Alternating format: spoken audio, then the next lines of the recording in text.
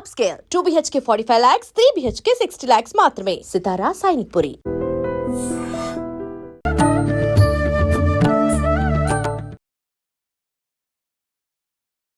నమస్కారం, welcome to I dream. ధర్మ మార్గం విత్ విజిత కార్యక్రమానికి స్వాగతం. ప్రస్తుతం మనతో పాటు ఉన్నారు ప్రముఖ ఆధ్యాత్మికవేత్త మారెల్ల రవిశాస్త్రి గారు. ఇప్పుడు వారితో మాట్లాడదాం. నమస్తే అండి. నమస్తే. దీపావళి అమావాస్య ఆ రోజు అమ్మవారి ఆరాధన విశేషం, లక్ష్మీ అమ్మవారిది. అందరూ ఆచరిస్తుంటారు విధానాలు అన్ని, అమ్మవారిని అందరూ ఆరాధిస్తారు. అంటే ఎవరికి తోచిన విధంగా వాళ్ళు అమ్మవారి అనుగ్రహం పొందడానికి. కానీ ముఖ్యంగా మార్వాడీస్ చేసే విధానం అయితే అసలు చూడడానికి నిజంగా చాలా అద్భుతంగా అనిపిస్తూ ఉంటుంది. ఆ రోజున వాళ్ళు ఎంత విశేషంగా చేస్తారంటే ప్రతి ఒక్కటి కూడా అంత విశేషంగా అంటే వాళ్ళపైన అనుగ్రహం కూడా అదే విధంగా ఉంటుందేమో అనిపిస్తుంది. వాళ్ళ బిజినెస్ చూసినా, వాళ్ళని చూసినా కూడా మంచిగా అంటే ఉన్నంతలో కొంచెం మార్వాడీస్ అనగానే హైలో ఉన్నట్టుగా, ఎక్కువ ఫైనాన్షియల్‌గా బావున్నట్టుగా అలా అనిపిస్తుంది. ఇవన్నీ చూసుకుంటే అమ్మవారి అనుగ్రహం ఉన్నట్టే. మరి అదే విధమైన ఆరాధన అవన్నీ కూడా మనం చేసుకోవాలి అనంటే ఏం చేయొచ్చు? అమ్మవారి అనుగ్రహాన్ని ఎలా పొందొచ్చు? ఓం శ్రీ గురుభ్యో నమః. లక్ష్మీదేవి అనుగ్రహానికి చాలామంది ఒక దీపావళి అమావాస్యే కాదు, అమావాస్య సమయాన్ని చాలా పవిత్రంగా చూస్తారు. చాలామంది లక్ష్మీదేవికి అమావాస్య ప్రాణప్రదంగా చూస్తారు, ఆరాధనగా చూస్తారు. అలాగే కొంతమంది అయితే 5 రోజులు త్రయోదశి, చతుర్దశి, అలాగే అమావాస్య, భాగ్యమి, విధియ, ఇది లక్ష్మీదేవి యొక్క ఆరాధనని ఎక్కువ మంది చేస్తూ ఉంటారు. దీనివల్ల ఏంటి అంటే లక్ష్మీదేవి కరుణా కటాక్షాలు ఎక్కువగా ఉంటాయి. వాళ్ళకి అవకాశాలు ఎక్కువగా రావటం, వాళ్ళకి సోర్సెస్ ఎక్కువగా కలగటం అనేది జరుగుతూ ఉంటుంది. దీనికి ముఖ్యంగా ఒకటేంటంటే వాళ్ళ మానసిక స్థాయిలో ఆ యొక్క అనుగ్రహం లభించిందనే భావన ఒకటి. రెండోది లక్ష్మీదేవి ఆరాధనని అంత సీరియస్గా చేయటం కూడా ఒకటి. అలాగే మీరు ముఖ్యంగా మార్వాడీస్ అన్నారు. మార్వాడీస్ అయినా లేకపోతే వ్యాపారం చేసే వాళ్ళని ఎక్కువ మంది మీరు చూసినట్లయితే ఆ రోజు సాయంకాలం పూట కానీ ఉదయం పూట కొంతమంది, సాయంకాలం కొంతమంది గుమ్మడికాయలు దిష్టి తీసేయటం, అలాగే లక్ష్మీదేవి పూజ చేసుకోవడం, అలాగే లక్ష్మీదేవి పూజని చాలా విశిష్టంగా చేసి అప్పుడు టెంకాయలు కొట్టిన తర్వాత టపాసులు పేల్చడం, ఇట్లాంటివి చాలా కొన్ని పద్ధతులు అనేవి ఉన్నాయి. సో విశేషంగా ఒక్కొక్కరికి ఒక్కొక్క పద్ధతిలో చేస్తూ ఉంటారు. అయితే ఈ మార్వాడీస్ ఏం చేస్తారయ్యా అంటే ఎక్కువగా లక్ష్మీదేవిని ఆరాధించేటప్పుడు ప్రతి రూపాయి దగ్గర నుంచి వారు రెస్పెక్ట్ ఇస్తూ చేస్తారు. అంటే మానసికంగా కూడా ధనానికి అంత వాల్యూ ఇస్తారు, ప్రయారిటీ ఇస్తారు. ఎప్పుడైతే దేని మీద మన మానసిక స్థితి ప్రయారిటీగా ఉంటుందో ఆ బుద్ధులు ఎక్కువగా వస్తాయి. ఇప్పుడు ఫర్ ఎగ్జాంపుల్ బ్రాహ్మిన్స్ ఇళ్లలో చూసుకోండి, ఆరాధనకి ఎక్కువ ప్రయారిటీ ఇస్తారు. దైవ ఆరాధన ఆ విషయాలు ఎక్కువగా తెలుస్తూ ఉంటాయి. వాటిని చేసే దాంట్లో వారు నిష్ణాతులు అవుతారు. అలాగే వ్యాపారం చేసే దాంట్లో మార్వాడీస్ నిష్ణాతత, ధనాన్ని సేకరించడంలో, ఉంచుకోవడంలో, దాన్ని జాగ్రత్త పరుచుకోవడంలో వాళ్ళకి ఒక నైపుణ్యత అనేది మొదటి నుంచి ఉన్నది. సో దీనికి ముఖ్య కారణం ఏంటంటే లక్ష్మీదేవి తత్వాన్ని వాళ్ళు అర్థం చేసుకున్నట్టుగా మిగిలిన వాళ్ళు చాలా తక్కువ మంది అర్థం చేసుకుంటున్నారు. సో కాబట్టి లక్ష్మీదేవి ఆరాధన అంటే మనం ఏం లక్ష్మీదేవి అమ్మవారు అనగానే మనం డబ్బులకు ఒక్కదానికే ప్రయారిటీగా ఇస్తాం. లక్ష్మీదేవి అంటే ప్రకృతి తత్వం. మన వనరులకు అంటే మన యొక్క ఏవైతే అవసరాలు ఉంటాయో వాటన్నిటికీ నీడ్స్కి అన్నిటికీ అధిపతి లక్ష్మీదేవి. లక్ష్మీదేవి అంటే ఓన్లీ ధనలక్ష్మియే కాదు, ధాన్యలక్ష్మి, సంతాన లక్ష్మి, సౌభాగ్యలక్ష్మి, ఇన్ని రకాల అష్టలక్ష్ములు ఉన్నాయి. వీటన్నిటి స్వరూపం లక్ష్మీతత్వం. ఓకే, లక్ష్మీనారాయణ తత్వం అంటే నారాయణుడు అంటే స్థితికారకుడు, అంటే నడిపించేవాడు. ఆ నడిపించే మార్గంలో సౌభాగ్యాన్ని, సంతృప్తిని మనకి లభించాలి అంటే లక్ష్మీతత్వం కావాలి. ఇన్ని రకాల అంశాలతో కూడుకున్నది లక్ష్మీతత్వం. అప్పుడు మనకి ఇప్పుడు ఎట్లా అంటే ఇప్పుడు మన దగ్గర ఒక 500 రూపాయల నోటు ఉంది, బయటికి తీసుకెళ్ళి వాటర్ బాటిల్ కొనాలనుకోండి, ఆ వాటర్ బాటిల్ దొరుకుతుందా? ఎందుకంటే ముందర చేంజ్ లేదంటారు, అక్కడ దొరక్కపోవచ్చు. అదే లక్ష్మీ ఆరాధన చేస్తూ లక్ష్మీతత్వాన్ని ఎవరైతే నిలుపుకుంటారో వారికి ఏంటంటే అక్కడ బొంగని ఎవరో ఒకరు మంచినీళ్ళు తాగుతావా నాయన అని ఎదురొస్తారు. అది జరుగుతుంటుంది. అలాగే మనకు చూసినట్లయితే లక్ష్మీతత్వానికి ఇంకా కరెక్ట్గా చెప్పాలంటే మన హృదయ చక్రం అనేది, అనాహత చక్రం అనేది చాలా విశాల తత్వంతో ఉంటుంది. అంటే ప్రేమ, కరుణ, జాలి, దయ ఎంత చూపించాలో అంత చూపిస్తారు, ఎక్కడ ఆపాలో తెలుసు. అంటే ఒక బిడ్డను పెంచే దగ్గర కూడా ఎక్కువ ప్రేమ చూపిస్తే వాడు చెడిపోతాడు. ఉమ్, అలా డబ్బులు ఇచ్చే దగ్గర కూడా ఎక్కువ ఇస్తే చెడిపోతారు. అవును. ఎంత ఇవ్వాలో అంతటి వరకు ఆపగలిగే సామర్థ్యం ఉండేది హృదయ చక్రానికి. ఉమ్, ఎంత తల్లి ప్రేమ అంటారు. పైకి తిడుతుంది, లోపల ప్రేమిస్తుంది. ఇలా మన హృదయ తత్వాన్ని ఎవరైతే బాగా వికసింప చేసుకుంటారో వారికి లక్ష్మీతత్వం అనేది ఆటోమేటిక్‌గా సిద్ధిస్తుంది. ఉమ్, ఎవరికైతే లక్ష్మీతత్వం సిద్ధిస్తుందో ఆటోమేటిక్‌గా వాడికి గౌరవం అనేది సమాజంలో పెరుగుతూ ఉంటుంది.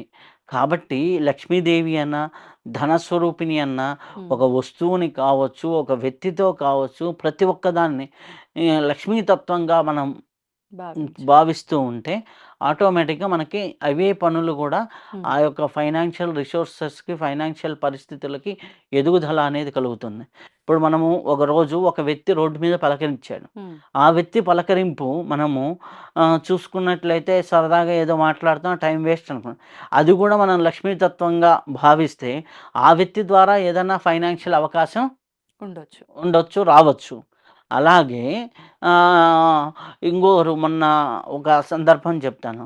ఒక అమ్మాయి లక్ష్మీదేవి బీజాక్షరాన్ని మనం లాస్ట్ టైం ఒక వీడియోలో చెప్పాం. అవును. శ్రీం, శ్రీం, శ్రీం అనేది రోజు చేసుకోండి అనేసి. అవును. అలా మనము ఈ అమావాస్య సందర్భంలో ఈ 5 రోజులు కూడా శ్రీం, శ్రీం అనేది వీలైనంత సేపు మినిమమ్ 108 కుదిరితే ఒక 10 నిమిషాలు చేస్తే 1000 సార్లు అయిపోతుంది. అలాగే ఒక గంట చేస్తే 10,000 సార్లు అవుతుంది ఉమ్, శ్రీం అనే బీజాక్షరం. అవును. అలా ఎవరైతే బాగా చేస్తూ ఉంటారో ఒక 4,00,000 నుంచి 12,00,000 వరకు చేసుకోండి అని చెప్పిన తర్వాత ఒక అమ్మాయి ఎక్స్‌పీరియన్స్ చెప్పింది. ఉమ్, ఆ అమ్మాయి ఏంటి మామూలుగా ఇట్లా ఏమి అవకాశాలు లేవని శ్రీం, శ్రీం అనేది బాగా చేసుకుంటూ ఉంటే తెలియకుండా అమ్మాయికి వాళ్ళ పుట్టింటి వాళ్ళ దగ్గర నుంచి ఏదో స్థలం వచ్చింది. ఆ, ఈ అమ్మాయి రిజిస్ట్రేషన్ చేసుకొని వచ్చేసిన తర్వాత ఉమ్, కరెక్ట్‌గా మూడో రోజుకో, నాలుగో రోజుకో అక్కడేదో ఫ్యాక్టరీ పడుతుందని వచ్చింది. అంటే యాక్చువల్‌గా ఏంటంటే వాళ్ళ బ్రదర్స్ వాళ్ళంతా తలా ఒక 12 ఎకరాస్ అట్లా తీసుకొని ఈ ఆడపిల్లకి ఏదో ఇవ్వాలి గదా అని తీరా ఒక 2.5 ఎకరానో ఎంతో వాళ్ళు అనుకోని ఒక 1/4 అనమాట ఇవ్వకపోతే బాగుండదన్నట్టుగా ఇచ్చారు. ఈ ఓకే. అమ్మాయి కూడా మనస్ఫూర్తిగా ఏమీ లేకుండా ఉమ్, ఓకే. నా తక్కువ ఇచ్చారనే బాధతోనే తీసుకుంది. ఆ, తీసుకున్న తర్వాత ఈ అమ్మాయి తీసుకున్న దాని పక్కన ఉమ్, ఇప్పుడేదో ఫ్యాక్టరీ వస్తుంది. లేకపోయినా వాళ్ళ దగ్గర 10 ఎకరాలు ఉన్న ఒకటి, ఈ అమ్మాయి ఒక ఎకరా ఉన్న ఒకటి. ఓ, అంటే ఆపర్చునిటీ ఎక్కడి నుంచి వచ్చిందో కూడా తెలీదు. ఉమ్, అలాగే ఇంకొక ఆవిడ ఉన్నారు. ఆవిడేంటి ఒక 150 గజాల ఉమ్, స్థలంలో ఇల్లుంది. తెలియకుండా ఆమె సాధన చేసుకుంటూ వెళ్ళంగానే ఉమ్, ఇటు పక్క ఏదో అపార్ట్మెంట్ కట్టాలని దీన్ని స్థలం కూడా వాళ్ళకి అవసరం వచ్చి ఈ అసలు రేటు కంటే డబుల్ రేట్ ఇచ్చి కొన్నారు. ఆహా, ఓకే. ఆమె అది అమ్మేసి వేరే చోట ఇంకొక హాఫ్ కిలోమీటర్ దూరంలో 150 గజాలు కొనుక్కుంది. హ్యాపీగా 4 ఫ్లోర్‌ల బిల్డింగ్ కట్టించుకుంది. ఉమ్, సేమ్ డబ్బులతో. ఉహుహు, సో, ఓకే. ఇటువంటి ఆపర్చునిటీస్ మనకు తెలియకుండా వస్తూ ఉంటాయి. శ్రీం బీజం చేస్తే. లక్ష్మీ తత్వాన్ని ఎవరైతే బాగా ప్రేమిస్తారో, ఉమ్, ఆ తత్వంలో ఉండి దానికి కరెక్ట్ వాల్యూ ఇస్తారో, ఉమ్, వాళ్ళకి తెలియకుండానే ఆర్థికంగాను, మానసికంగాను ధన ధాన్య రూపేణా గావచ్చు, సౌభాగ్యం రూపంలో, ఐశ్వర్యం రూపంలో గావచ్చు, సంతాన రూపం అన్నీ మన జీవితంలో అవసరమైనటువంటి సౌభాగ్యాలన్నీ కూడా మనకి వచ్చి చేరుతూ ఉంటాయి. కాబట్టి ఇది మార్వాడీస్ ఎక్కువగా విలువనిస్తారు కాబట్టి వాళ్ళ జీవితాల్లో ఎక్కువగా ఆ సంపద, సమృద్ధి అనేది ఎక్కువగా ఉంటుంది. ఉమ్, మనం కూడా ఆ విలువ, ప్రయారిటీ ఇస్తూ ఉంటే చాలా బావుంటుంది. అలాగే మనము చాలామంది ఏం చేస్తూ ఉంటారు తక్కువ ఆ, అనే దాని మీద కాన్సెప్ట్ మీద ఎక్కడో చిన్న హోటల్‌లోకెళ్ళి ఒక టీ తాగుతుంటారు. ఉమ్, అదే ఇద్దరు కలిసి ఒక హాఫ్ చాయ్ షేర్ చేసుకొని, ఓ పెద్ద హోటల్‌లో కూర్చొని తాగినంత సంతృప్తి ఓ చిన్న చాయ్ దగ్గర తాగినప్పుడు ఉండదు. ఒక కేఫ్‌లోకెళ్ళి తాగేదానికి, రోడ్డు మీద తాగేదానికి చాలా డిఫరెన్స్ ఉంది. అవును. ఇక్కడ టీ టేస్ట్ మాత్రమే ఉంటుంది. అక్కడ కూర్చొని తాగేదానికి అదే డిఫరెన్స్ ఉంటుంది. ఉమ్, సో, అక్కడే రిచ్‌నెస్‌లో డిఫరెన్స్, ఆలోచనలో కొద్దిగా డిఫరెన్స్. ఓ ఓకే. 10% అలా మనం చూసే దాంట్లో, మనం వేసుకునే దాంట్లో, మనం మాట్లాడే దాంట్లో ప్రతి ఒక్క దాంట్లో కూడా ఆ రిచ్‌నెస్ అనేది ఉండాలంటారా? ఉంటే ఆటోమేటిక్‌గా నీకు ఆ ఫైనాన్షియల్ రిచ్‌నెస్ అనేది నీకు వస్తూ ఉంటుంది. ఓహ్! కాబట్టి నీ అలవాట్లలో, ఆలోచనలో, భావనలో ప్రతి ఒక్క దాంట్లో లక్ష్మీ తత్వాన్ని నింపుకుంటూ జీవన విధానంలోనే లక్ష్మీ తత్వాన్ని నింపుకుంటూ ముందుకెళ్తూ ఉంటే హ్మ్. ఆటోమేటిక్‌గా నీకు అనుగ్రహం లక్ష్మీదేవి ఉంటుంది. అనుగ్రహం అనేది ఉంటుంది. ఓకే. నేనేదో లక్ష్మీదేవి పూజ చేశాను, ఆ రోజు ఇన్ని పూలతో చేశాను, లేకపోతే అమ్మవారి మీద బంగారం నగేశాను అంటే కాదు. నీ నిజ జీవితంలో లక్ష్మీతత్వంగా ఉన్నావా? చూడ్డానికి లక్ష్మీదేవిలాగా ఉంది అంటాం మనం ఒక అమ్మాయిని చూడంగానే. ఒక అమ్మాయిని చూడంగానే చింపిరి జుట్టేసుకొని ఉంది అంటే విమర్శించినట్టు కాదు. మనకి ఎట్లా అంటే అవును. చూస్తుంటారు. అనమాట. నాకు ఒకరు మొన్న జాతకానికొచ్చారు. హ్మ్. జాతకానికొచ్చినప్పుడు వారు పెద్దమ్మాయిని చూడంగానే హ్మ్. ఆహ్, ఓకే అనిపించింది. చిన్నమ్మాయిని చూడంగానే అబ్బా! ఎంత లక్ష్మీదేవి కళ ఉందో హ్మ్. అనిపించింది. ఆహాహా! అనంగానే నేను జాతకం చూస్తే అది మ్యాచ్ అయింది. హ్మ్.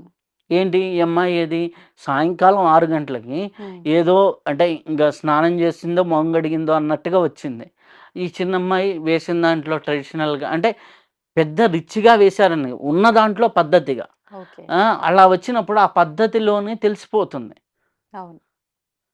మన నడవడికలో తెలుస్తుంది. హ్మ్. మన నడకలో, నడవడికలో ఆ యొక్క సౌభాగ్యతత్వాన్ని ఎంత మనం చూపిస్తామో, మన దగ్గరికి ఆ సౌభాగ్యం అనేది అంతొస్తుంది. హ్మ్. ఎందుకు అంటే అది మన ఒక్కడి ఆలోచనే కాదు. అబ్బా! చూడ్డానికి లక్ష్మీదేవిలాగా ఉందిరా అన్నప్పుడే ఆ లక్ష్మీతత్వం ఒక పర్సెంట్ యాడ్ అయిపోయింది. ఓకే. అలా 100 మందికి అదే భావన కలిగినప్పుడు నువ్వు తెలియకుండా ఈ పాజిటివ్ ఆరాస్ అన్నీ కలిసి నీ దగ్గరికి లక్ష్మీదేవిని ఈజీగా కనెక్ట్ చేస్తాయి. హ్మ్. అలా నిజ జీవితంలో లక్ష్మీతత్వాన్ని అలవాటు ఎవరైతే చేసుకోవాలి. అందిపుచ్చుకుంటారో వారికి అద్భుతంగా ఉంటుంది. హ్మ్. ధన్యవాదాలండి. ధన్యవాదాలు.